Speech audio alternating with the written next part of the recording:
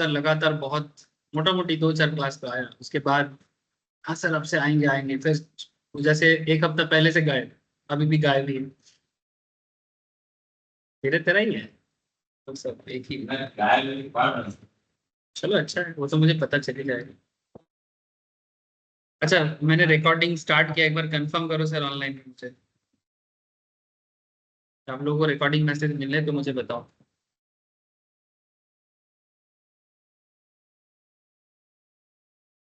Yes sir.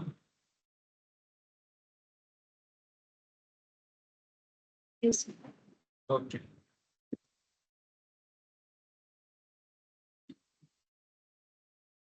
ठीक है। अच्छा देखो रिकॉर्डिंग स्टार्ट हुआ है और स्टार्ट करते हैं सर फिनेंस का क्लास। अच्छा देखो आज एफएम में हम लोग एक एकदम फ्रेश टॉपिक स्टार्ट करने जा रहे हैं। टॉपिक का नाम है सर डिविडेंड डिसीजंस, ठीक है।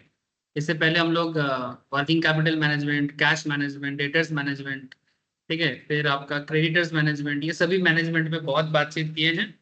और इसके बाद हम लोग अभी डिविडेंड डिसीजन और उसके बाद एक रेशियो का क्लास कराएंगे। तो मोटा मोटी एफएम एक बार मेरा कवर अप हो जाएगा। इसके बाद फिर से जिनका जो भी टॉपिक है रिवाइज कर सकता है।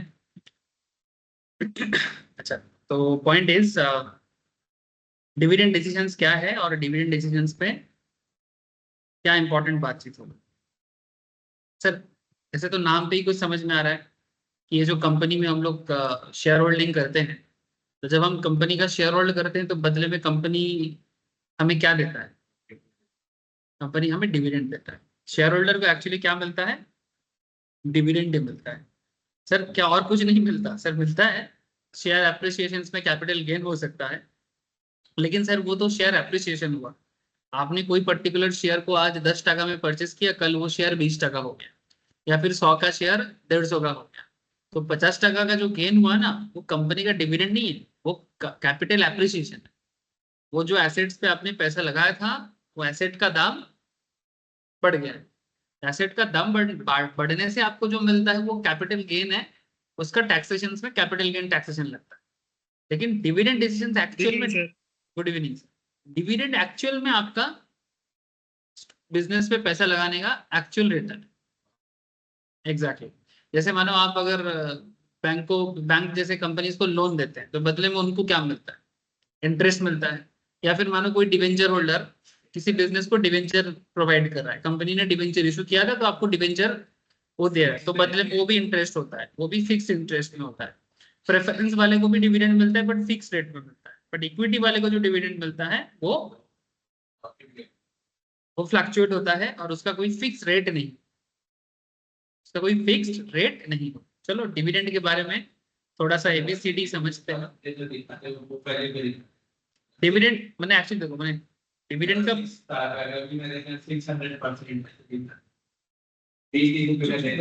वो डिविडेंड जब डिक्लेयर कर रहा है उस टाइम पे क्या परसेंटेज डिक्लेयर कर रहा है वो तो कंपनी डिसाइड करके कर रहा है।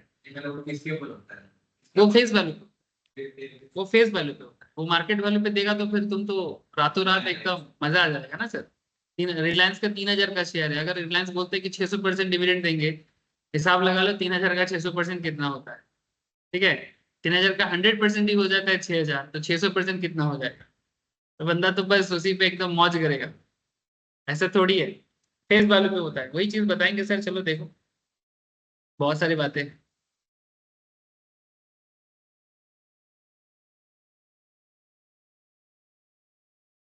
अच्छा तो स्क्रीन शेयर है सर, एक बार कंफर्म करो तो मुझे। हाँ सर।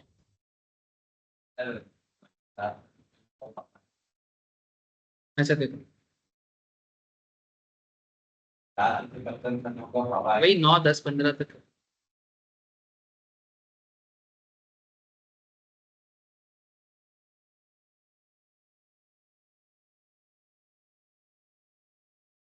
गुड इवनिंग साथी। मोटा मोटी अप्रोक्स अगर एक क्वेश्चन आएगा तो डिविडेंड डिसीजन से 5-7 मार्क्स पर पूछ ही देता है। हाँ चैप्टर छोड़,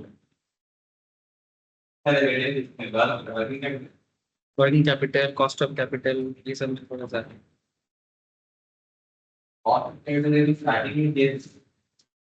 क्या पेन क्यों नहीं चल रहा है?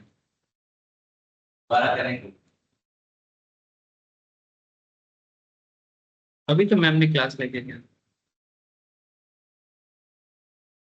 ओ मैम वाइट यूज किया है इसलिए नहीं पता। मतलब लिख तो रहा था बट वो सादा में हो रहा था। मैम ने ब्लैक बोर्ड यूज करके उसमें व्हाइट में लिखा। सोच रहा हूँ क्या हुआ लिख क्यों नहीं फाइनेंसिंग डिसीजन देख ले फटाफट देख ले फिर मैं लास्ट में समरी कर दूंगा sir. Financing decision financial decisions के अंदर तीन चीज आता है। एक होता है फाइनेंसिंग डिसीजंस, एक होता है इन्वेस्टमेंट डिसीजंस और एक होता है डिविडेंड डिसीजन। मैंने एक बिजनेस जब चलता है उसमें तीन इंपॉर्टेंट डिसीजंस के लिए वो फाइनेंशियल डिसीजंस पे आते हैं। यानी ये जो फाइनेंशियल मैनेजमेंट है ये ओवरऑल मेनली तीन चीजों में बात करता है। एक को बोलते हैं फाइनेंसिंग डिसीजंस। मैंने बेसिकली अगर मैं साधारण भाषा में कहूँ आम आदमी की भाषा में या लेमैन के लैंग्वेज में तो बात कुछ ऐसा होगा, पैसा का जुगाड़ कहाँ से करें। ठीक है, जुगाड़ू इंडिया ऐसा कोई बात नहीं है। ऐसे इंडियन होता ही थोड़ा जुगाड़, वो कैसे किसी ना किसी तरह से जुगाड़ कर ही लेता है अपने गुजारा के लिए।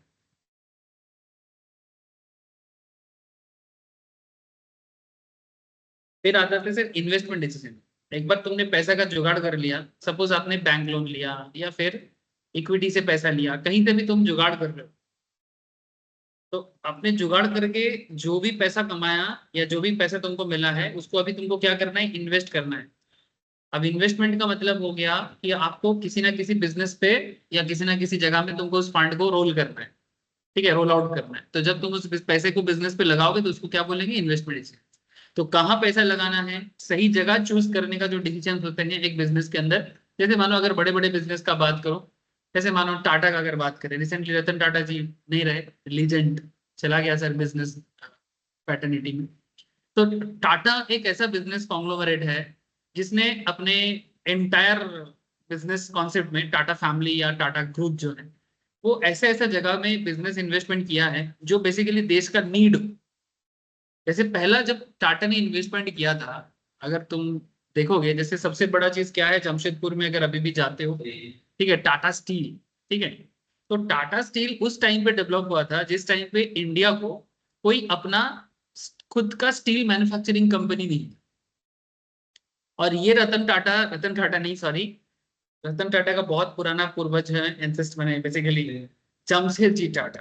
ठीक है, जब जमशेद जी टाटा जब फर्स्ट टाइम टाटा का ये इन्वेस्टमेंट स्टार्ट किया था, वो बिजनेस तो करता ही था, वो बेसिकली एक्सपोर्ट इंपोर्ट का काम करता था। फॉरेन जाके वहां का जो भी लोकल प्रोडक्ट होता था उसको इंडिया के अंदर लाके बेचता था, इंपोर्ट करके इंडिया में लाके लाके बेचता था।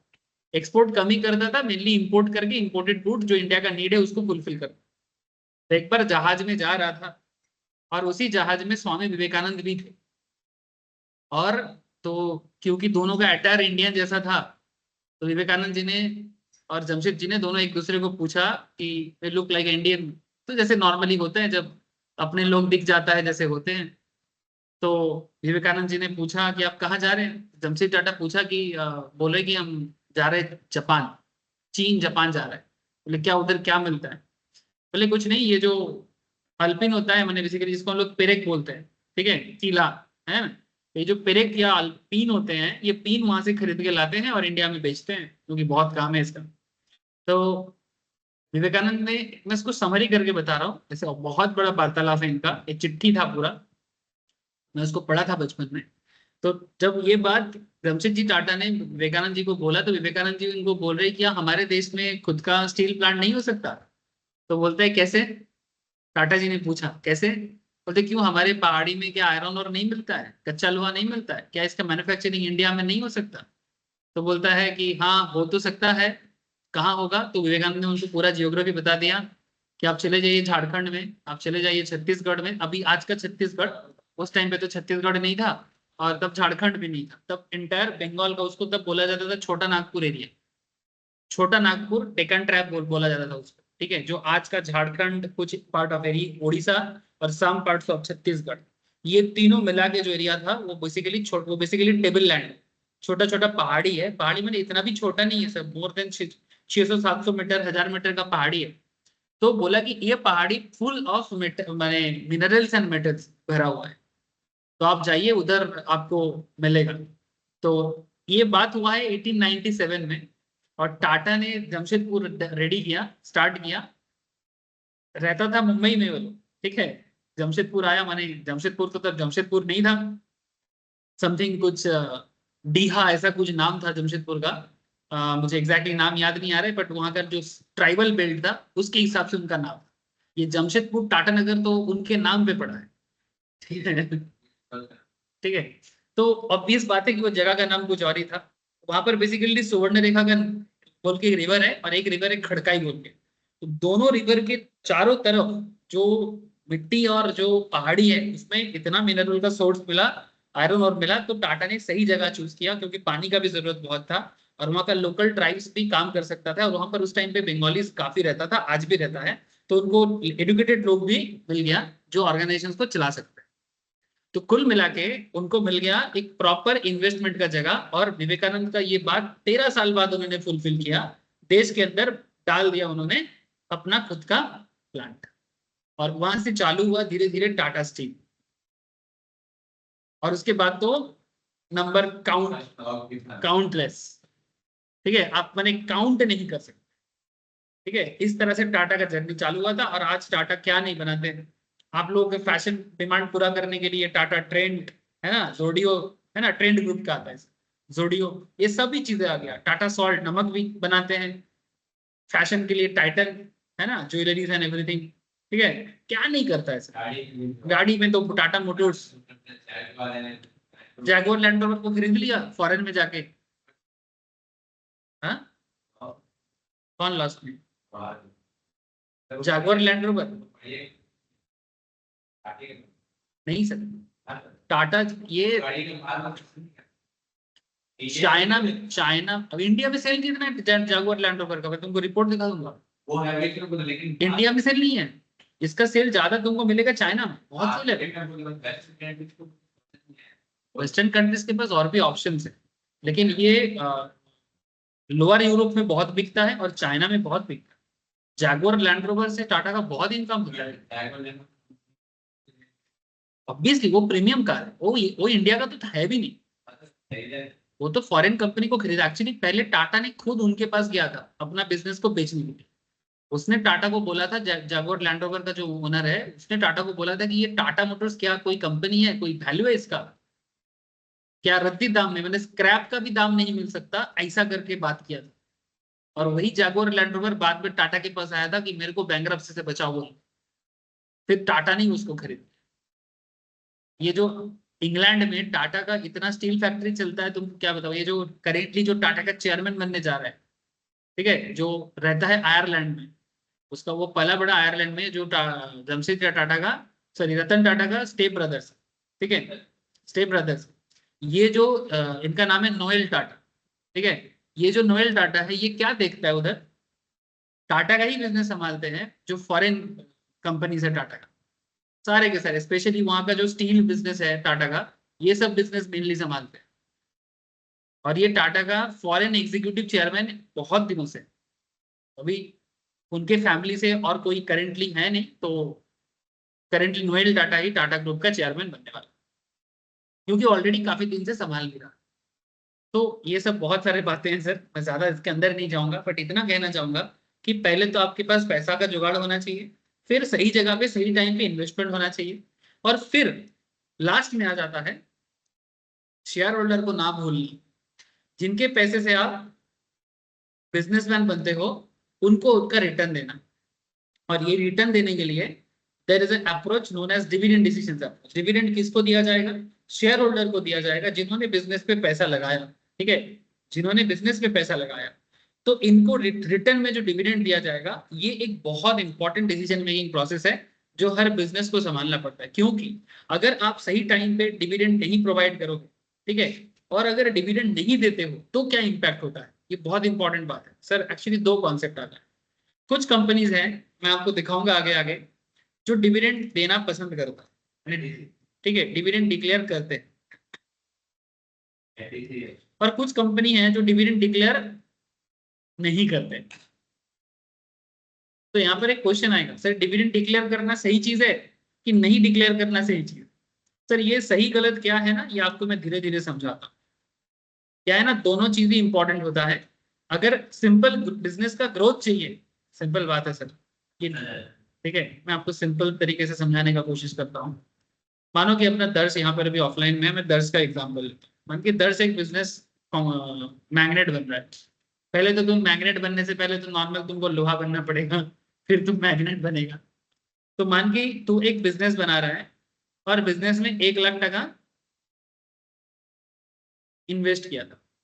1 लाख इन्वेस्ट करके तुमने 10,000 का मान के प्रॉफिट किया। तो ये जो 10,000 तुमने कमाया, ये तुम्हारा क्या है? प्रॉफिट है। अब इस 10,000 जो प्रॉफिट है, इसमें से तुम अपने आप को कितना देना चाहोगे? पूरा शेयर होल्डिंग तेरा है और कोई नहीं है तेरे बिजनेस पे करंट, तो पूरा 10,000 ही ले लेगा।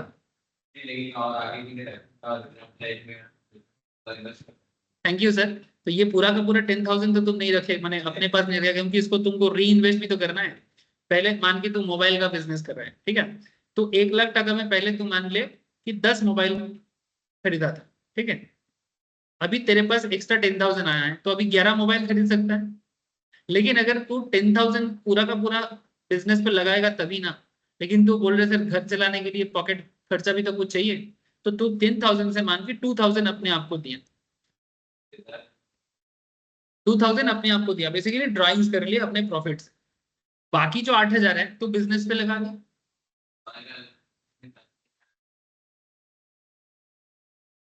हाँ, अभी किसी ने पैसे लगाया तो फिर उनको भी रिटर्न देना पड़ेगा। जो तू जैसे 2,000 क्या है, डिविडेंड ही तो है जो तू खुद को दिया।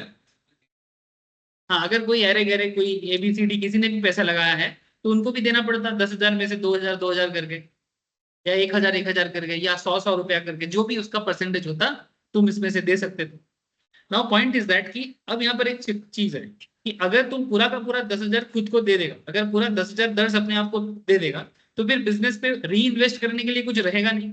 तो दर्श के पास 1 लाख टका ही है अभी भी, जो पहले था।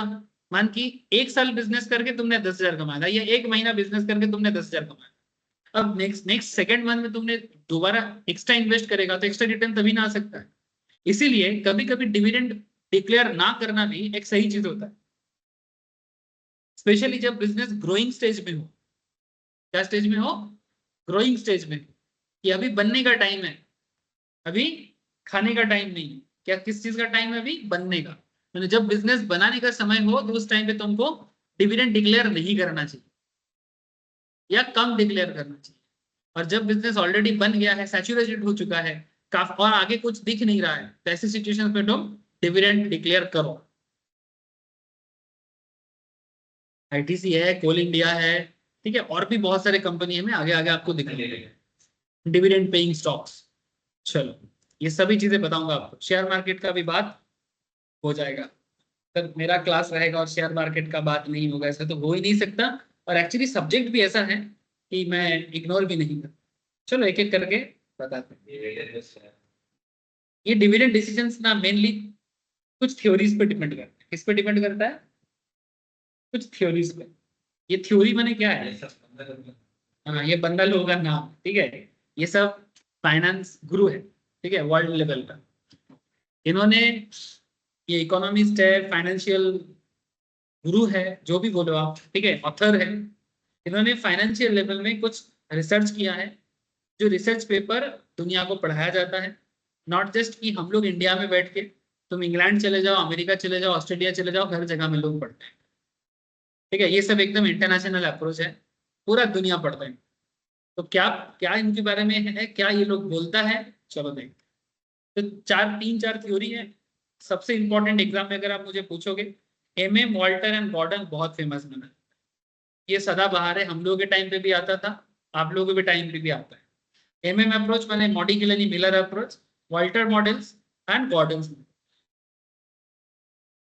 तो MM हो गया, वॉल्टर हो गया, गॉर्डन हो गया, और लिंटन मॉडल भी एक है इधर, वो भी मैं आगे आगे आपको बताऊंगा। जो स्टार्टिंग में जो थियोरेटिकल कॉन्सेप्ट मैं आपको बता रहा था, वो यहाँ पर दिया हुआ है। उसी चीज को यहाँ पर बोला है, जो मैं आपको नॉर्मल भाषा में बोल रहा था। अब यहाँ पर एक चीजें हैं सर,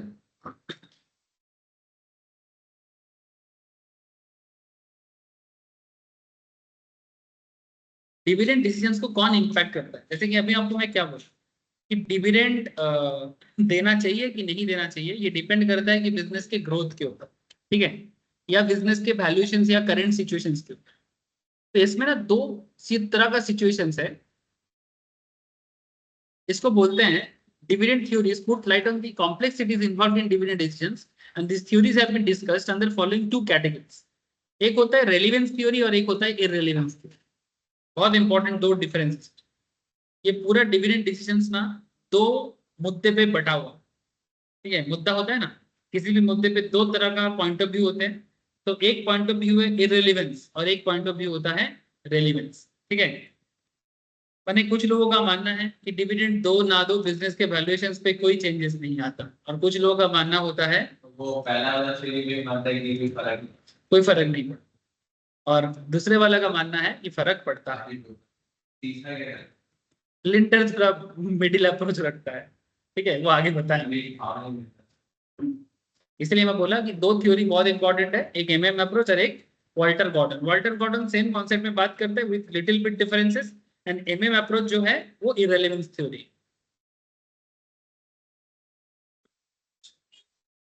यहाँ पर वही बात किया है सर, डिविडेंड क्या है, meaning of dividend. Dividend is a part of the profit which is distributed to the shareholder of the company. Further, the profit earned by a company after paying taxes can be used for distribution of dividend or retaining as surplus of future growth, ठीक है। ये देखो, retaining as surplus for future growth, यही बात मैं कर रहा था। आप जो इनकम करते हो मैंने एज ए बिजनेस, आपका जो भी इनकम है, या तो आप उसे अपने शेयर होल्डर में डिस्ट्रीब्यूट कर दो, या फिर आप उसको बिजनेस पे रीयूज करो, retaining as surplus for future. PAT से ये डिस्ट्रीब्यूट होता है। कहां से डिस्ट्रीब्यूट होता है? पैट से। जो लोग आप लोगों में से फाइनेंस में ही लेवरेज एंड कैपिटल स्ट्रक्चर का क्लास किए हो ना, उनको ये बात समझने में थोड़ा सुविधा होगा, और जो लोग नहीं किए हैं उनको क्या असुविधा होगा? नहीं सर, असुविधा नहीं होगा, मैं ऐसे भी बताने वाला हूँ। ये पैट कहाँ से आया मैं एक बार याद दिला देता हूँ। चलो एक काम करते हैं, रियल लाइफ से ही एक कंपनी का डिटेल्स निकाल लेते हैं।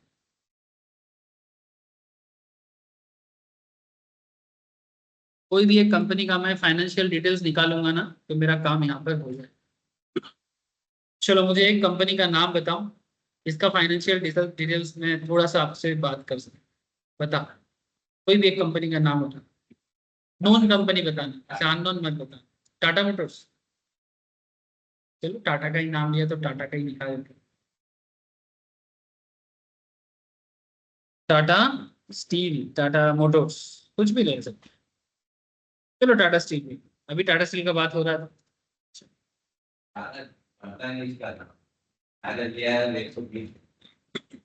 ये स्प्लिट किया, ये अपने आप को स्प्लिट किया, नहीं तो अभी इसका दाम 500 के ऊपर ही होगा।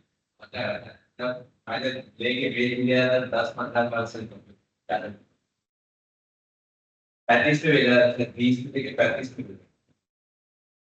देखो सर, ये इसका फाइनेंशियल स्ट्रक्चर है। अब ये फाइनेंशियल स्ट्रक्चर को अगर मैं थोड़ा सा बताऊं आपको, मैं पैट का कॉन्सेप्ट से समझाऊंगा कि डिविडेंड कैसे आता है। और ये एक्चुअली जो आपको मैं अभी थ्योरेटिकली बता रहा हूँ, उसका कैलकुलेशन एरिया ये कैसे होता है। हर बिजनेस का जो डिविडेंड तक पहुंचने का रास्ता है वो यही है सर, ठीक है। डिविडेंड माने बेसिकली रेवेन्यू से डिविडेंड तक। क्या है सर? रेवेन्यू से डिविडेंड तक का जर्नी। रेवेन्यू क्या होता है? आप बिजनेस करके जो कमाते हो, बेसिकली जो सेल करके कमाते हो वो आपका रेवेन्यू। आप कितना टोटल सेल कर रहे हो, that is your revenue.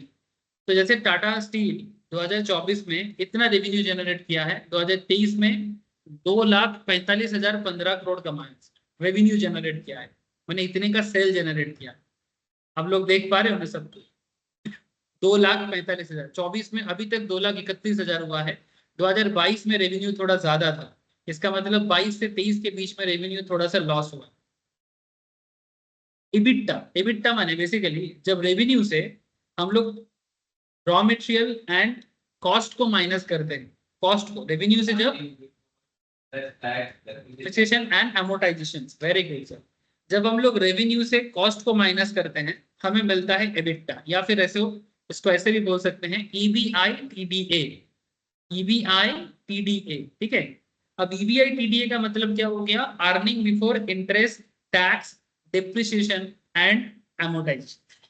Earning before interest, tax, depreciation and amortisation. ठीक है, अब ये जो पैसा है रेवेन्यू से, basically these are the cost. ये सारा कॉस्ट पैसा निकालने के बाद, माने खर्चा निकालने के बाद, टाटा स्टील का 2024 में अभी तक का अर्निंग बिफोर है interest, tax, depreciation and amortisation 16,242 crore. Last year था 33,869 करोड़। और उससे 2022 में अच्छा था सर 64,789 करोड़। ठीक है, तो करेंटली अगर देखा जाए तो एबिट टैक्स का कम हुआ। अभी बाकी है, पूरा मार्च तक चलेगा ना, अभी बाकी। एक्चुअली क्या है ना, स्टील बिजनेस अभी बहुत सारे लोग कर रहे हैं, बहुत सारे। जेएसडब्ल्यू तो बड़ा कंपनी है, जिंदाल का बात कर रहे थे। ऐसे नॉर्मल नॉर्मल जो मिडिल मिडिल लेवल बिजनेस भी कर रहा है, ये सब तो लार्ज कंपनीज है आजकल सर। माने मीडियम जो बिजनेस है ना, हाँ, जिंदाल भी पुराना है लेकिन टाटा जितना नहीं। ठीक है, जेएसडब्ल्यू, हाँ, टाटा ही पहले किया था स्टील। उसके साथ साथ सरकार का भी तो है ना, सेल है। ठीक है, steel authority of India limited. फिर आपका और भी काफी सारे, जिंदल तो है ही, स्टील में बहुत सारे हैं। कुछ तो प्राइवेट कंपनीज हैं जो स्टॉक मार्केट में लिस्टेड ही नहीं है। जैसे मैं झारखंड जाता हूँ, उधर देखता हूँ कि एक है मोंगिया स्टील बोल के। ठीक है, उड़ीसा गया था, उड़ीसा में देखा एक क्या एक नाम था, नाम भूल गया। मैं जहाँ भी जाता हूँ थोड़ा सा क्या क्या ब्रांड चलता है थोड़ा खोज करता हूँ। तो लोकल में भी ना काफी लोकल बिजनेसमैन भी आ गया है जो स्टील बना रहा है। ये जो घर बनाने के लिए जो होता है ना, फिर वो कितना सारा टीएमटी बार बोल के, क्या अल्ट्राटेक टीएमटी बार, ऐसे भी और भी कंपनीज बना रहा है। ठीक है, ये सौरभ गांगुली एक एडवर्टाइजमेंट देता था, कैप्टन टीएमटी बार। ठीक है, धोनी भी एक देता है एसआरएनबी बोल के, धोनी कपिल देव मिल के देता नहीं है। ठीक है, तो स्टील में ना काफी लोग आ गए हैं, तो कंपटीशन काफी हाई हो गया। इसका खेल थोड़ा अलग है क्योंकि इस बिजनेस पे अभी बहुत सारे लोग आ चुके हैं। अच्छा चलो वो अलग बात है, मैं अभी बिजनेस एनालिसिस नहीं दे रहा, मैं आप लोगों को डिविडेंड डिसीजंस का बात कर रहा हूं। सुनो, तो एबिटा जो आया है 16,242 करोड़। फिर यहां से ना हमें माइनस करना होता है डिप्रिसिएशन एंड अमोर्टाइजेशन। तो डिप्रिसिएशन जो एसेट्स का या गुडविल का होता है, ये माइनस करने के बाद इसका पीबीआईटी आया देखो 6,360 करोड़ इस साल का अभी तक। लास्ट ईयर का था 24,533 करोड़। करंट ईयर तो अभी तक खत्म नहीं हुआ। इसके बाद हमें मिलता है पीबीटी। पीबीटी कब मिलता है? पीबीआईटी या ईबीआईटी माने profit before interest and taxes, और ईबीआईटी माने earning before interest and taxes. तो ईबीआईटी से जब आप इंटरेस्ट को माइनस करोगे तो आपको मिलेगा पीबीटी या फिर EBT. Point to be noted sir, अभी तक डिविडेंड का एक बार भी बात नहीं हुआ। इसका मतलब है डिविडेंड तक हम लोग अभी तक पहुंचे ही नहीं है। अब हमें मिला है नेट इनकम। ये नेट इनकम जो है इसे एक्चुअली बोलते हैं सर पीबीटी, और ये नेट इनकम ही एक्चुअली पैट। क्या है ये? टैक्स। अब इसमें तुम देखो पीबीटी से मैं अगर नेट इनकम पे क्लिक करूंगा तो यहाँ पर आप देख सकते हो कि टाटा स्टील 2023 में सरकार के घर में कितना टैक्स दिया? 9,474। इस साल अभी तक इनका टैक्स लाइबिलिटी कितना बना है? 3,290। ठीक है, उससे पहले साल 10,000 करोड़। तो पीबीटी से टैक्स निकालने के बाद आपका बचता है PAT, profit after tax. This is also known as net income. ठीक है, हाँ, नहीं लॉस पे नॉर्मली डिविडेंड नहीं, बट हाँ देयर आर सर्टेन सिनेरियो जब बिजनेस लॉस में हो फिर भी डिविडेंड दिया जा सकता है। ठीक है, ये एक लॉ का एक सिचुएशन है, वो उसको देने का भी कुछ रूल्स है, वो एक्सेप्शनल सिचुएशंस में कंपनी करता है। मोस्टली डिविडेंड देता है पिछले 3 साल के प्रॉफिट के। ये कंपनी लॉ में एक टॉपिक आएगा सर, मैंने मीटिंग कंप्लीट कर दी, इसके बाद में करवाऊंगा। ठीक है, वो बोलते हैं कंपनी लॉ के अंदर उसको बोलते हैं डिविडेंड। ये एक ही चीज है, जैसे ये डिविडेंड डिसीजंस पढ़ रहे हैं, वो है कि डिविडेंड डिसीजंस का कॉर्पोरेट लॉ, डिविडेंड देने के बारे में लॉ में क्या क्या लिखा है। वहां पर मैं आपको बताऊंगा कि लॉस सिचुएशंस में डिविडेंड देने के बारे में क्या नहीं। प्रॉफिट में तो दिया ही जाता है, तो लॉस में क्या क्या सिनारियो होता है और कहाँ से दे सकते हैं और कब दे सकते हैं वो बताया जाता है। तो ये रहा आपका नेट इनकम या पैट। हम लोग यहाँ पर जब बात कर रहे थे, कहाँ गया मेरा नोट्स, कहाँ से लग गया, ये देखो। हम लोग यहाँ से दे रहे थे ना पैट से, ये देखो प्रॉफिट आफ्टर टैक्स, यहाँ से दे रहे थे डिविडेंड। एक हो गया पैट, पैट को अगर डिस्ट्रीब्यूट कर दिया तो डिविडेंड हो गया, और पैट को अगर रिटेन कर दिया मैंने रख लिया अपने पास तो उसको बोलते हैं retain earning. Profit after tax में आपने जो इनकम किया अगर आप उसको डिस्ट्रीब्यूट कर दिया तो वो हो जाएगा डिविडेंड, और प्रॉफिट आफ्टर टैक्स को अगर आप अपने पास रिटेन कर लिया तो उसको कहते हैं retain earning. Please try to understand this basic चीजें, और भी बहुत बातें हैं, सुनते रहो समझते रहो।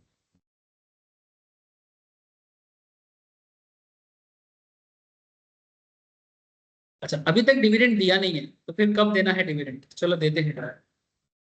नेट इनकम के बाद इसको हम लोग, या पैट के बाद इसको हम लोग डिवाइड करते हैं नंबर ऑफ शेयर्स, इससे नंबर ऑफ शेयर्स, तो हमें मिलता है अर्निंग पर शेयर। इसके बाद दिया जाता है डिविडेंड पर शेयर।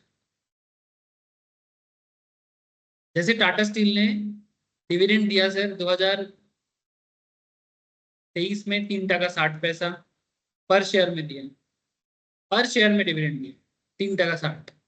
यहाँ पर देखो 5.10, 2.5, ऐसा ऐसा डिविडेंड दिया। ये तो काफी कम है, इससे भी ज्यादा डिविडेंड देने वाला कंपनी में आपको देखा।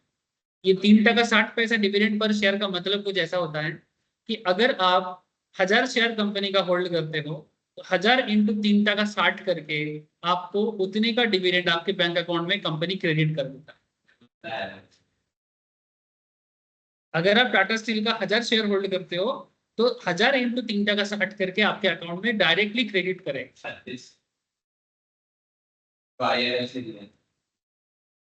ठीक है, ये नॉर्मल हिसाब होता है। लेकिन अब ये हिसाब के पीछे हम लोग यहाँ पर सिर्फ हिसाब नहीं देखेंगे, हिसाब तो देख ही लेंगे, लेकिन ये हिसाब के पीछे का लॉजिक क्या है, क्या कॉन्सेप्ट है डिविडेंड देने के बारे में, क्या हाँ ना का कॉन्सेप्ट रहता है। ठीक है,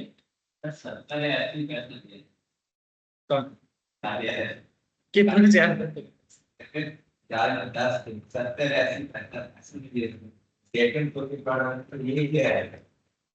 सर वो नंबर ऑफ शेयर्स कितना है तुम्हारे पास? अभी सर ये तो रुपए में करके दे रहा पता पे नहीं क्या इंग्लिश का है कि मैं पढ़ा नहीं सकता। 10 ये पहले कंफर्म कर देगा। हां मेल में आ जाता है, मेल में पहले हाँ पहले मेल देता है।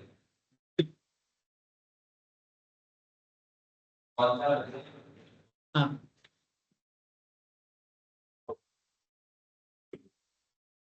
अच्छा, one of the important term to understand with regard to dividend is ex-dividend. Ex-dividend refers to shares that no longer carry the right to dividend. ये बात समझना सर। अगर आप एक्स डिविडेंड आपको अगर दिया जा रहा है, इसका मतलब है कि अगर आप एक्स डिविडेंड में शेयर खरीद रहे हो, share that no longer carry the right to dividend, अगर आप एक कंपनी का शेयर होल्डर हो और अगर आपके शेयर्स में एक्स डिविडेंड वर्ड लिखा है, इसका मतलब है कि आपको डिविडेंड नहीं मिलेगा। तो सर कब मिलेगा? सर जब कम डिविडेंड लिखा है, एक्स डिविडेंड और एक होता है कम डिविडेंड। कम डिविडेंड में आपको डिविडेंड मिलता है, और अगर एक्स डिविडेंड दिया जा रहा है इसका मतलब कि आप डिविडेंड पाने के लायक नहीं। Eight which shares trade immediately on next day after declaration of dividend is referred to as ex dividend price. Dividend निकल जाए उसमें शेयर होल्डिंग। हाँ डिविडेंड निकल गया, उसके बाद रिकॉर्ड डेट हो तो रिकॉर्ड डेट के अंदर अगर आपने शेयर होल्डिंग नहीं किए तो आपको डिविडेंड नहीं मिलेगा। बट आफ्टर ना कि किस दिन डिविडेंड डालेंगे। हाँ वो रिकॉर्ड डेट से पहले अगर ले लोगे तो कंपनी का डिविडेंड मिल जाता है।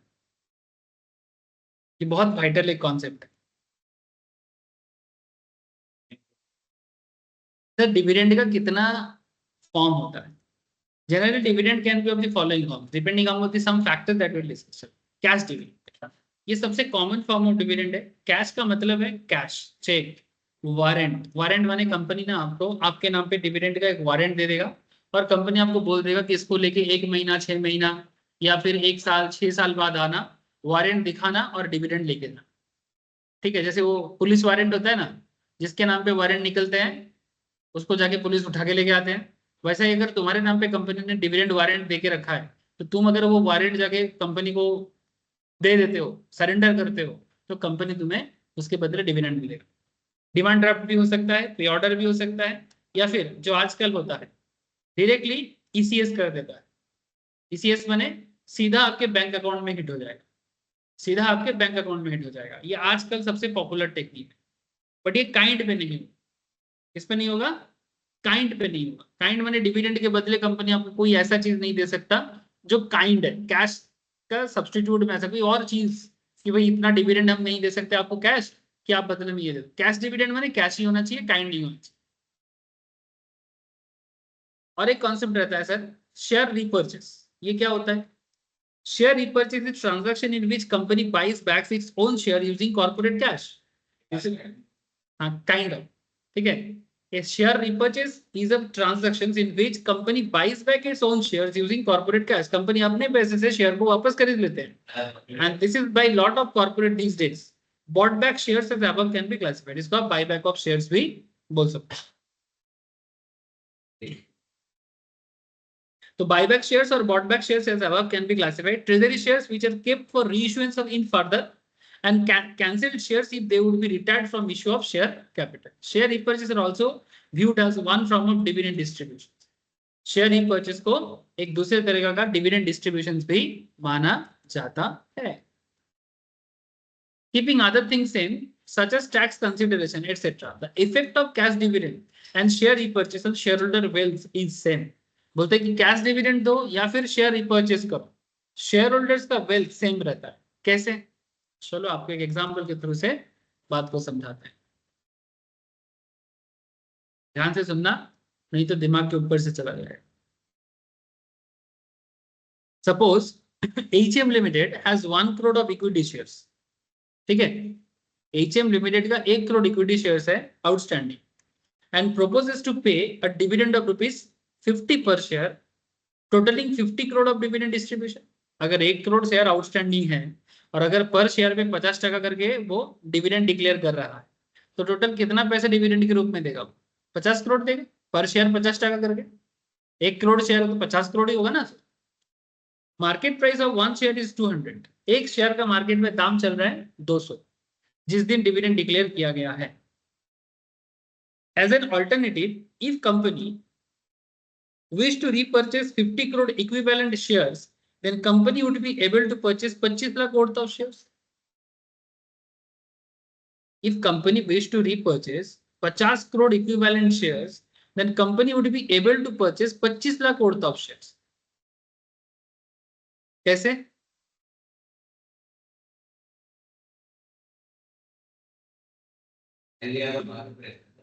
खरीदेगा मार्केट प्राइस पे। तो यहाँ पर कहना यह चाहता है कि कंपनी अगर मानो कि 50 करोड़ रीपर्चेस करना चाहता है, माने जो मार्केट में ऑलरेडी लोगों के पास है वो कंपनी वापस खरीद ले खुद, तो टोटल 50 करोड़ तुम डिविडेंड के रूप में डिस्ट्रीब्यूट करो जो कि फर्स्ट केस में हो रहा था, या फिर तुम 50 करोड़ रीपर्चेस करो, माने एग्जिस्टिंग शेयर होल्डर से खरीद लो, तो अल्टीमेटली शेयर होल्डर को मिल जाएगा। जो पुराना शेयर होल्डर्स है उनको ऑलरेडी 50 करोड़ तुमको देना है किसी तरह से, चाहे आप ऐसे 50 करोड़ उनको ऐसे ही दो या फिर उनका ही शेयर खरीद के तुम उनको 50 करोड़ दे दो। और इस 50 करोड़ जब तुम उनसे ही खरीद लोगे,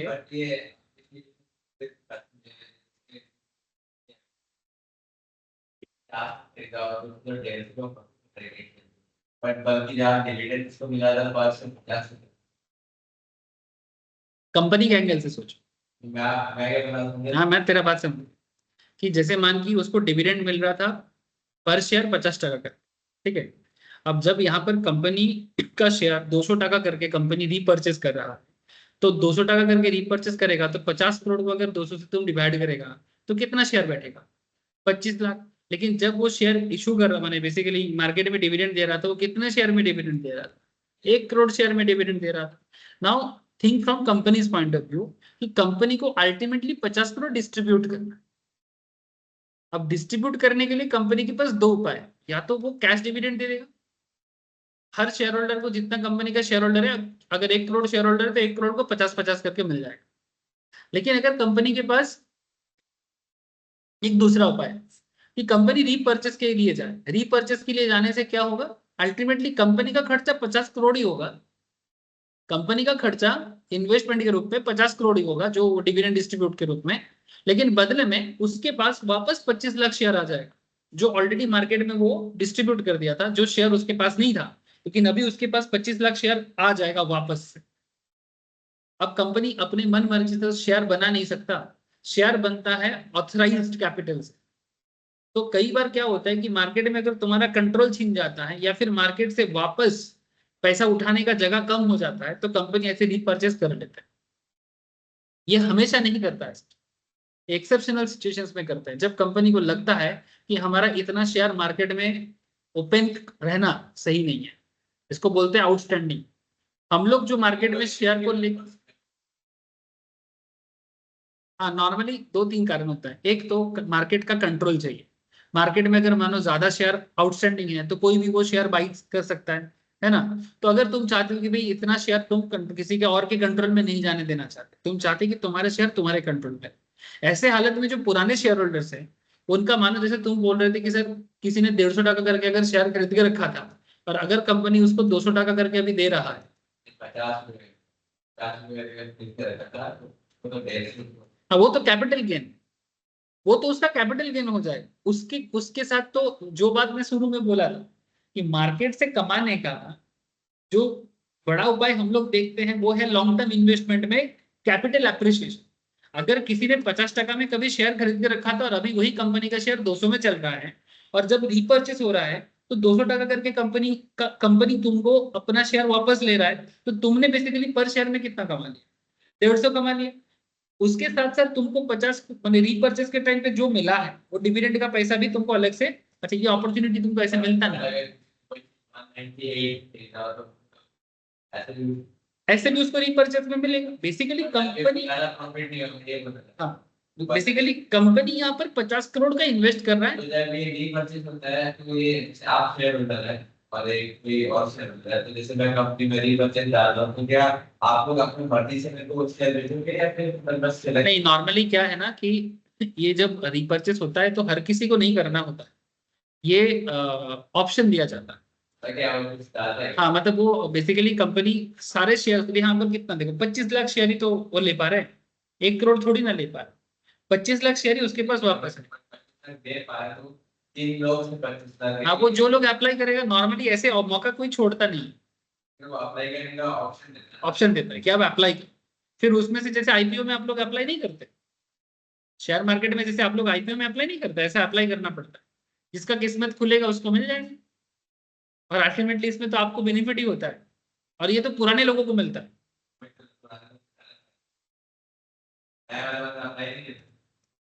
तो बेसिकली ये भी एक तरीका है। तो 2 तरह से कंपनी डिविडेंड का यूज कर सकता है, एक कैश डिविडेंड हो गया और दूसरा क्या हो गया, शेयर रीपर्चेस कॉन्सेप्ट। दोनों ही डिविडेंड का ही फॉर्म है। कंपनी दोनों तरीके से मार्केट में अपना वैल्यूएशन को बनकर रख सकता है। इसीलिए बोला कीपिंग अदर थिंग्स सेम, अगर बाकी चीज को कांस्टेंट रखा जाए जैसे कि tax, consideration etcetera, the effect of cash dividend and share repurchase on share holders wealth is same. तो ओवरऑल कंपनी का जो वेल्थ है उसमें चेंजेस नहीं होता। अल्टीमेटली कंपनी के पॉकेट से प्रॉफिट बने पैट से 50 करोड़ ही निकलता है, कंपनी का प्रॉफिट आफ्टर टैक्स से 50 करोड़ ही निकलता है। लेकिन एक केस में कंपनी लोगों को फ्रेश डिविडेंड देते हैं, दूसरे केस में कंपनी अपना ही शेयर मार्केट से वापस ले लेते हैं, उसमें कंपनी के पास 25 लाख शेयर वापस आ जाता है और 50 करोड़ अल्टीमेटली उसका खर्चा हो जाता है। Impact on share holders wealth who holds 10 shares is explained. चलो समझा देते हैं। अगर आप कंपनी का 10 शेयर होल्ड करते हो तो आपके ऊपर क्या इंपैक्ट पड़ेगा? X dividend price, x dividend मैंने अभी बताया, ठीक है। X dividend price would be 200 minus 50।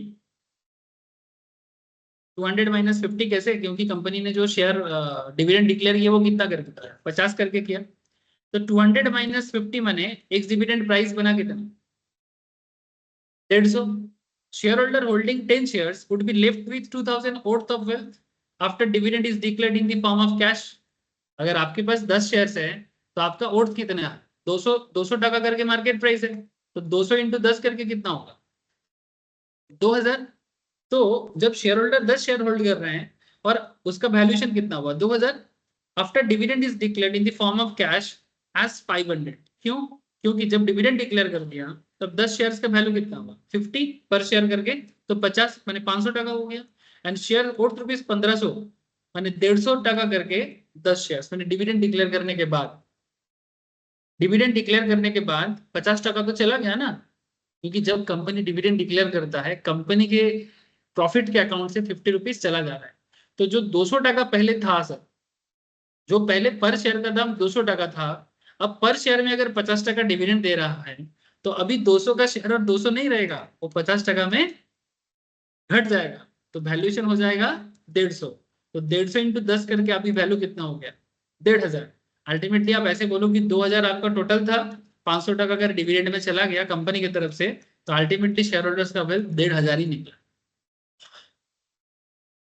ये चीज आप समझो, कंपनी बाहर से थोड़ी ना पैसा देते हैं, जो भी होता है अंदर में ही होता है। कंपनी का शेयर का दाम था 200 टका, कंपनी जैसे ही डिविडेंड डिक्लेयर करेगा, जितना रेट में डिविडेंड डिक्लेयर करेगा उतना रेट में कंपनी का शेयर का दाम गिरता है। इसीलिए जब भी मार्केट में न्यूज आता है कि कंपनी डिविडेंड डिक्लेयर कर रहा है, तो पहले ना शेयर का दाम गिरना चाहिए, और वही होता है। लेकिन बाद में क्योंकि कंपनी डिविडेंड अच्छा देता है, तो जो लोग पहले उस कंपनी में पैसा नहीं रखा था, अब वो लोग 2-4 दिन बाद आएगा और उस कंपनी का शेयर खरीदने के लिए पागलपंती करेगा, और फिर जाके क्या उस शेयर का दाम बढ़ेगा। लेकिन जब भी शुरू में कंपनी डिविडेंड डिक्लेयर करेगा, पहले शेयर का दाम गिरने ही चलेगा। तो बहुत लोग मेरे को पूछता है, सर कंपनी ने डिविडेंड डिक्लेयर किया, ये तो एक अच्छा इवेंट है, तो फिर शेयर का दाम गिरा क्यों? सर ये इसका कैलकुलेशन है,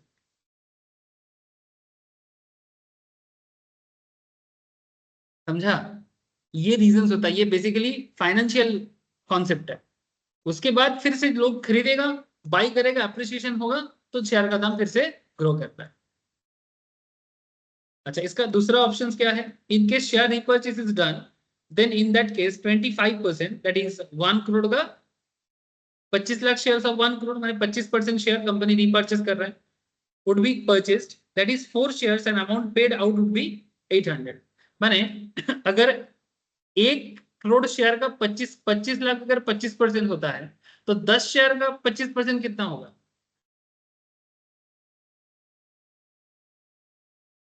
4 होगा। सर यहाँ पर हम एक ऐसे बंदे के बारे में बात कर रहे हैं जो कंपनी का 10 शेयर होल्ड कर, कंपनी ने डिविडेंड डिक्लेयर किया, एक बार हम लोग कैश के हिसाब से देख रहे हैं और एक बार हम लोग रिपर्चेस के हिसाब से देख रहे हैं, तो शेयर होल्डर का सिचुएशन क्या बनेगा यही चीज देख रहे हैं। तो जो बंदा 10 शेयर होल्ड कर रहा है और कंपनी रीपर्चेस कर रहा है, तो 10 में से उसको कितना शेयर कंपनी रीपर्चेस कर सकता है? 25%। अगर 1 करोड़ का 25% 25 लाख है, तो 10 का 25% कितना? 4। कितना हो रहा है? ओ सॉरी, 10 का 25%, 10 का 25% तो 2.5, सॉरी सर एक सेकेंड, 25 लाख ऑन 1 करोड़, 1 करोड़ का 25 लाख कितना? 2.5% ना। सर भाई अगर 10 ले रहे हो तो भाई आपने बोला 10 का 25%। हाँ हाँ हाँ, 10 का 25% 2.5। भाई एक सेकंड, इसमें मेरे 4 की दिखा। वही मैं तेरा आंख से ही मेरे को समझ में आया कि मैं कुछ गलत बोल रहा हूँ। तो 10 का 25% तो 2.5 होता है, क्योंकि 1 करोड़ का 25% तो 25 लाख। तो 4 शेयर ऐसा करके हो सकता है ना, 10 शेयर होल्ड कर रहा था तो भाई शेयर मिलना भी देते हैं आपको, 2.5 शेयर में 2.5 शेयर तो नहीं खरीद सकता। 4 share amount paid out would be, 4 share का 200 टका करके 800। After share repurchase the revised market price would be 200 only. नहीं, आपने समझा है वही नहीं खाओ नीचे जैसे, पर ज्यादा अमाउंट में नहीं खाओ, ठीक है? 200 करोड़ माइनस हाँ हाँ, जो हाँ वो तो वही चीज बोला है, 250 150 जितना डिविडेंड देगा अगर इससे जितना रीपरचेस करेगा उससे माइनस कर दिया तो market automatic 150 crore. Market capital जितना बच गया है वो लिख दिया आप। Number of shares left after repurchase 75 lakh shares, पहले 1 करोड़ था, अभी 75 लाख है, तो market price after share repurchase 200 पर शेयर ही रहेंगे। लेकिन 4 शेयर का कॉन्सेप्ट कहाँ से ये लोग दे रहे हैं? प्रिंटिंग एरर नहीं, कुछ कैलकुलेशन मिस्टेक हो, in case share repurchase is done, then in that case 25%. Second, 4 shares, amount paid out will be 800. Calculator चाहिए मेरे पास। बोलिए क्या है? 4/10 का 25%, 2.5 होता है। 25%, 0.25 and 4.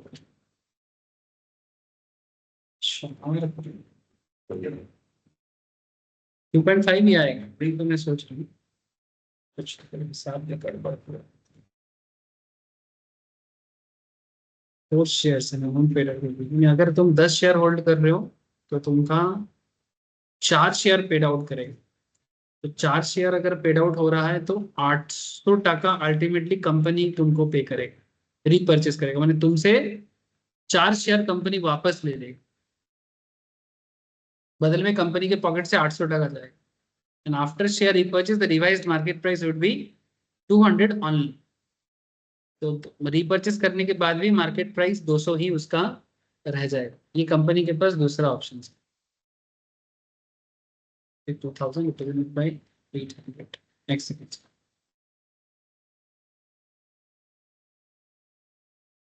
ये तुम लोगों ने कैलकुलेशन किया, ये 4 का कैलकुलेशन किसी को काउंट समझ में आया? एनीवन सर, दिमाग में आया तो प्लीज टेल मी, क्या समझो? मार्केट कैपिटलाइजेशन तो 200 करोड़, 200 शेयर, 1 करोड़ शेयर 200 टका करके 200 करोड़। परचेस हुआ, रीपरचेस हुआ 50 करोड़। तो अल्टीमेटली मार्केट कैपिटलाइजेशन रीपरचेस के बाद 150 करोड़ ही रहेगा। Number of shares left after repurchase, पहले 1 करोड़ था, 25 लाख कंपनी ने ले लिया, 75 लाख। ये बात तो समझ में आ रहा है। तो market price after share repurchase 200 per share. Hence, immediately after repurchase exercise done by company's investors' wealth would be rupees 2000, represented by rupees 800 on account of cash received on shares repurchased, and 1200 on account of market price of 6 shares left after the repurchase.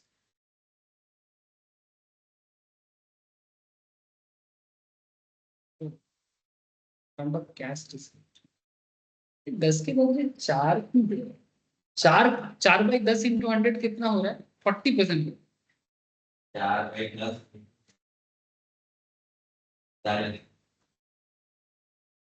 10 into 140।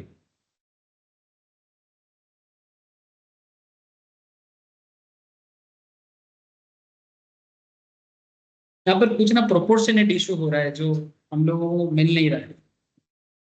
अच्छा, 50 200 करोड़ का 50 करोड़ कितना होता है देखते? यानी 50 करोड़ 200 करोड़ का कितना? हाँ 200 करोड़ का 50 में कितना परसेंटेज है? हाँ हाँ 50 बाई 200 का। हाँ 25%। हाँ 50 4 में नहीं रहेगा, मतलब 25 1/4। हाँ 1/4 मतलब 25 1/4 माने 25%। हाँ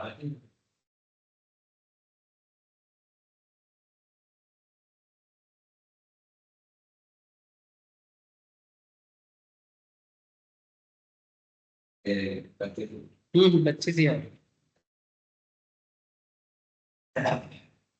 4 shares and amount paid out would be 800. After the share purchase, the revised market price will be 200 only.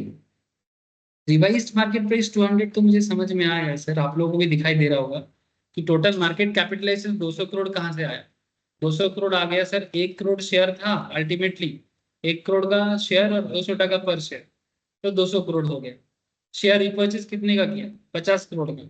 तो 50 करोड़ रिपर्चेस करने के बाद बचा कितना मार्केट में? 150 करोड़ का।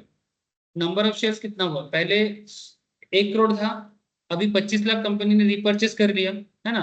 तो 25 लाख अगर रिपर्चेस कर लिया तो बचा कितना? 75 लाख। ये भी समझ में आ रहा है sir. Market price after share repurchase कितना है? 200 पर शेयर।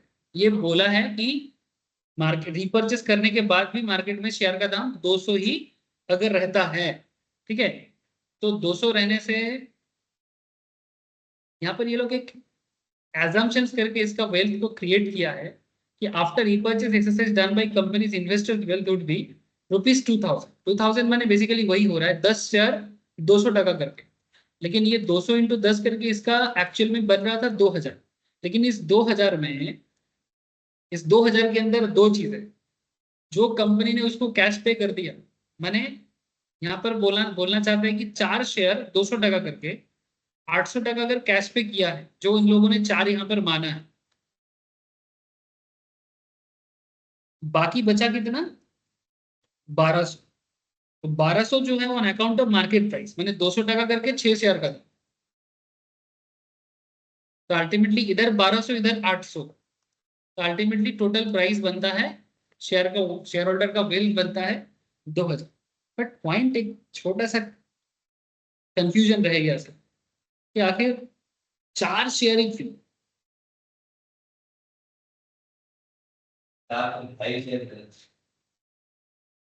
क्योंकि 1 करोड़ का in case share repurchase done, then in that case 25%, 25 lakh और 1 करोड़ का 25 लाख। एक बार कैलकुलेटर एक सेकंड से ट्राई करते हैं 2 बार, अगर नहीं होता है तो फिर बाद में देखूंगा। आई थिंक मैं ही गलत हो रहा हूँ सर, मुझे लग रहा है चीज सही है, कुछ गड़बड़ हो रहा है, कुछ मिसिंग हो रहा है।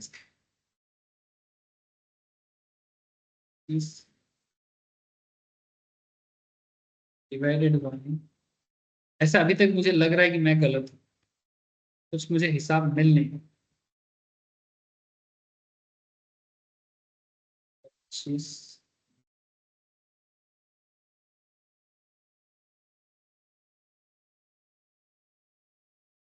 Divided by 1 crore, 2 4 6 0.25 into 100, 25%, 25%। अब तो सही है, 1 करोड़ का 25 लाख तो 25% ही होना चाहिए। 4 shares and amount paid out would be 800, that is of the 25 lakh on 1 crore of the shares would be purchased, that is 4 shares and the amount paid out would be 800।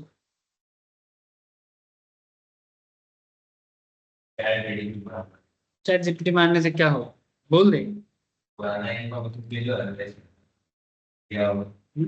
फिर ऐसा कुछ बोलेगा ना दिमाग के अंदर बाहर हो जाएगा। रुक जा, देखता हूँ, अगर होता है तो ठीक है, नहीं होता है तो बाद में बता देंगे। ऐसा क्या, कुछ तो दिमाग काम अभी नहीं कर रहा है। 800 after share repurchase the revised market price would be 200 only। 800 200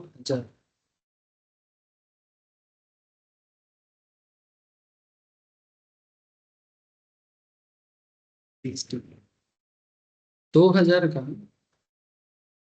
दो हजार का 800 बाई 2000 कितना होता है? 800 बाई 2000 कुछ प्रोपोर्शनेट कुछ है, प्रोपोर्शनेट कुछ है जो मिसिंग हो रहा है। 800 बाई 2000 कैसे ही होता है? 1200, 6 शेयर, 10 शेयर,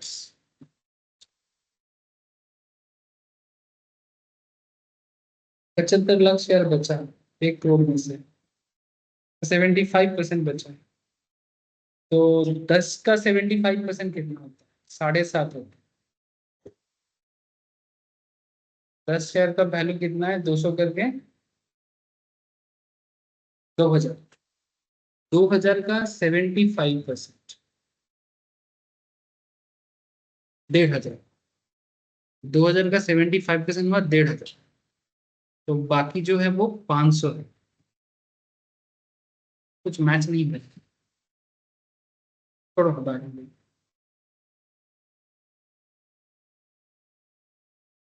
ये 4 शेयर का हिसाब कुछ दिमाग के बाहर जा रहा है सर, मैं देखूंगा क्या हिसाब है इसमें, फिर बताता हूँ बाद में। ठीक है सर, आप लोगों को भी मैं बोल रहा हूँ, जैसे आप लोग दिमाग चला सकते हो अपना, लेकिन फिलहाल मेरे दिमाग में तो नहीं जा रहा है कि 4 शेयर का क्या कॉन्सेप्ट ये लोग यहाँ पर कहना चाहता है। अगर मेरे दिमाग को क्लिक किया तो मैं जरूर आप लोगों को शेयर। वो लोग देख एक चीज यहाँ पर क्या बोलता है कि 25 लाख और 1 करोड़ बोला है।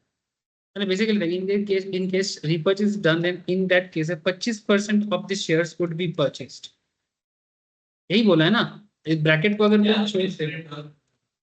25% of the shares would be purchased, तो 25% of the shares would be purchased, तो 10 का 25% कितना होता है? 2.5 होता है, तो 4 क्यों बोल?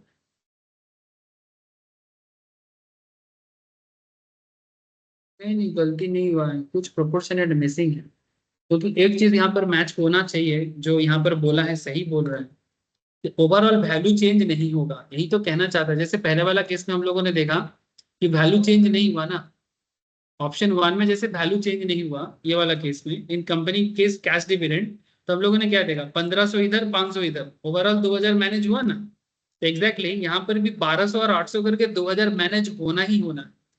तो ये वैल्यूएशंस में 4 शेयर को ये लोग एज्यूम कर रहा है कि इसके पीछे कोई रियल में कुछ कॉन्सेप्ट है जो मुझे मिसिंग हो रहा है, ये थोड़ा देखने लायक चीजें हैं। एक चीज गड़बड़ ये लग रहा है कि यहाँ पर जैसे बोल रहे कि इन दैट केस 25%, जो कि 25 लाख का 1 करोड़ है, तो अगर इस 25% के बेसिस में ये 4 शेयर ले रहा है, तो 4 शेयर किसके बेसिस में ले रहा है? 50 करोड़ को देंगे या खरीदे या डिविडेंड। हाँ, वो 1 करोड़ का 25 लाख हो रहा है, तो 25% हो रहा है। लेकिन ये दिखाना एग्जांपल में इतना जो शेयर हो गए 2 किलो बाईबैक में अपना को के कर डिविडेंड हो, आपका अमाउंट सेम ही आ रहा है। आई ये एग्जांपल ही दिए है, 2.5 शेयर तो नहीं दिखा सकता।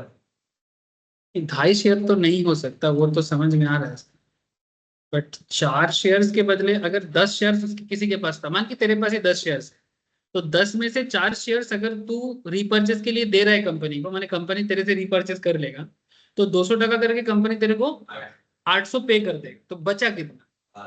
1200। तो ओवरऑल 1200 इंटू 800 करके 2000 बनना जरूरी है। जो 6 शेयर तेरे पास रहेगा उसका ओवरऑल वैल्यूएशन यही रहेगा। तो ultimately market price after share repurchase भी 200 ही पर शेयर रहना है। लेकिन अगर ये 4 की जगह 5 हो जाता तो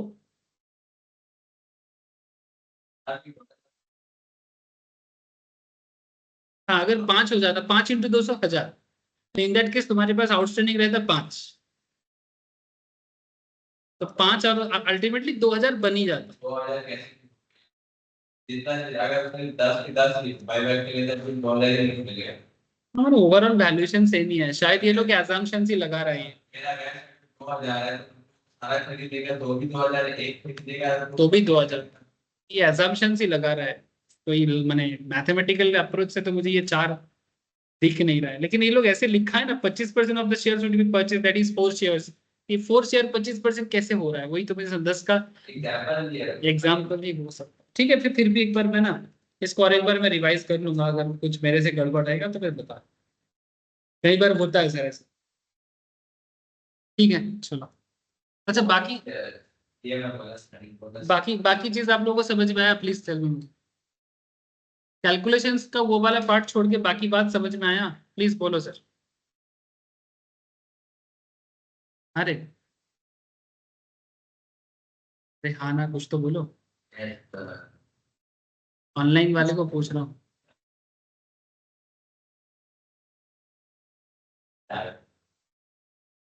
ऑनलाइन में सबको दर्श बोल रहे तुम लोगों को नींद आ गया।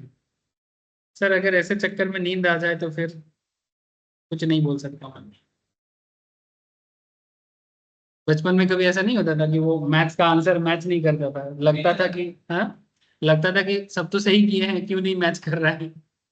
यहाँ पर भी कुछ बात ऐसे ही बना है सर।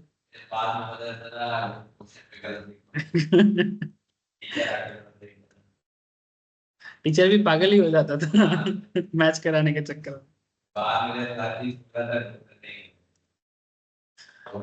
अच्छा देखो, अच्छा डिविडेंड का 2 फॉर्म आप लोगों ने देखा, एक तो कैश डिविडेंड जो सबसे इजीएस्ट फॉर्मेट है, दूसरा है repurchase.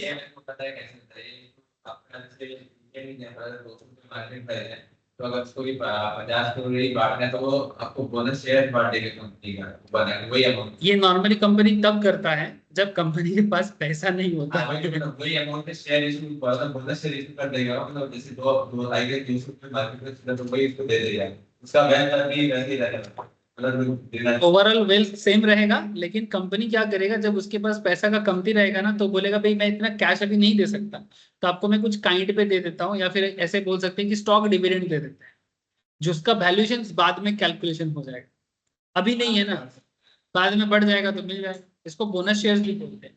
It is a distribution of shares in lieu of cash dividend when the company issue new shares to its existing shareholders without any consideration। कहने का मतलब समझो कि जब कंपनी अपने ही शेयर होल्डर को कुछ शेयर्स प्रोवाइड करते हैं पर बदले में कुछ भी पैसा नहीं लेता, विदाउट एनी कंसिडरेशन, उसे कहते हैं bonus shares. And such shares are distributed proportionately, thereby retaining proportionate ownership of the company। और इसके बदले कंपनी को भी ना मैंने शेयर होल्डर को भी एक प्रोपोर्शनेट ओनरशिप मिलता है।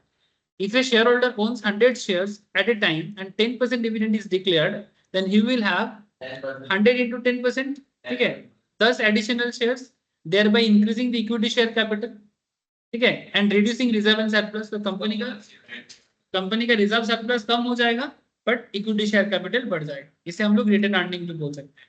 The total net worth is not affected by bonus issue as return earning are only capitalized। Company का टोटल नेट वर्थ चेंज नहीं होगा क्योंकि अल्टीमेटली कंपनी बोनस इशू करके अपना जो अर्निंग है वो कैपिटलाइज कर दिया बोनस इशू करके, क्योंकि पहले जो लोगों के पास 10 शेयर था अभी उनके पास एक्स्ट्रा 10 शेयर हो गए, अल्टीमेटली वो कैपिटलाइज हो गया। तो ओवरऑल जो कंपनी का नेट वर्थ है, जो कंपनी का एसेट एंड लायबिलिटी का जो नेट वर्थ है वो सेम रहेगा, ठीक है। तो ये भी एक अनदर अप्रोच है स्टॉक डिविडेंड।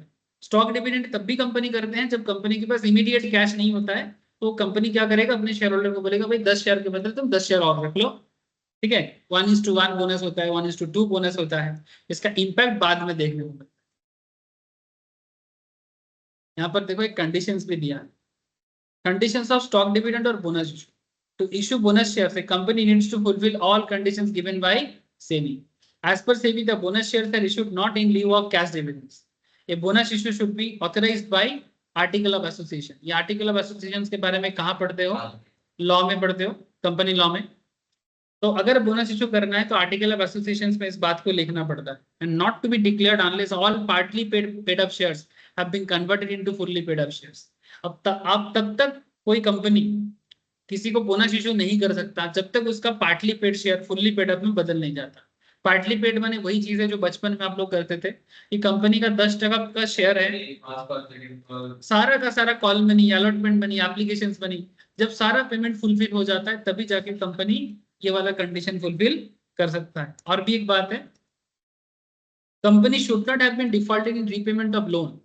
अगर कंपनी को बोनस इशू करना है तो कोई लोन में डिफॉल्ट नहीं होना चाहिए ठीक है, माने ये तो बात ऐसा हो जाएगा ना, इधर लोन रीपे नहीं कर पा रहे हैं और इधर हम बोनस बांट रहे हैं, बात समझ रहे हो, बोनस देने का औकात नहीं है और दिखावा कर रहे हैं, ठीक है। मैंने वो बोलता है ना कि मैंने शो ऑफ में चल रहा है बहुत पैसा है, बोनस दे रहा है। तो company should not have defaulted in repayment of loan, interest और any statutory dues. Bonus shares are to be issued only from share premium and free reserves and not from capital reserve on account of fixed asset revaluation। याद रखिएगा, bonus shares कहां से issue कर सकता है? Share premium से कर सकता है, फ्री रिजर्व से करता है, लेकिन कैपिटल रिजर्व से नहीं कर सकता, ठीक है। Bonus shares are used by companies to prevent investors from selling its shares as short term capital gains is 15% and long term capital gain is 10% on the period of holding of bonus shares। Bonus shares में क्या बोले सर? Bonus shares are used by companies to prevent investors from selling its shares as short term capital gains, ठीक है, is 15% and long term capital gain में 10%, and the period of holding of bonus shares starts from it date of issue of bonus shares. In such a scenario, an investor should not immediately sell bonus share as they might lose 5% on account of taxation। Short term में tax rate ज्यादा करके रखा, long term में tax rate को कम करके रखा।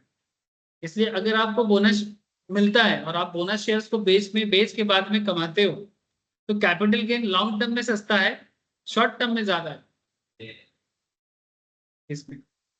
इस बार भी तो शॉर्ट टर्म 15% को 20%, पॉइंट लॉन्ग टर्म में अभी भी 10% में ही, यानी ये 15 को बढ़ा के 20% किया। तो कहना ये चाहता है कि ये क्यों किया, 12.5 कौन सा, हाँ 10 साढ़े 12 किया, 10 साढ़े 12 किया। तो 15% करने का मेन रीजन क्या है शॉर्ट टर्म में, ताकि आप जल्दी में ना बेचो। होल्ड करोगे तो टैक्स कम बचेगा लगेगा, अगर होल्ड नहीं करोगे इसमें कंपनी को भी फायदा है, ठीक है, ताकि आप इमीडिएटली बेचने से आपका क्या हो जाएगा, लॉस हो जाएगा, 5% का टैक्सेशन लॉस हो जाएगा, इसलिए आप इसको रख लोगे, इसलिए आप रख लोगे। अभी 7.5% का गैप हो गया है। ये जनरली कंपनी को हेल्प करता है indirectly, as their price would not fall under the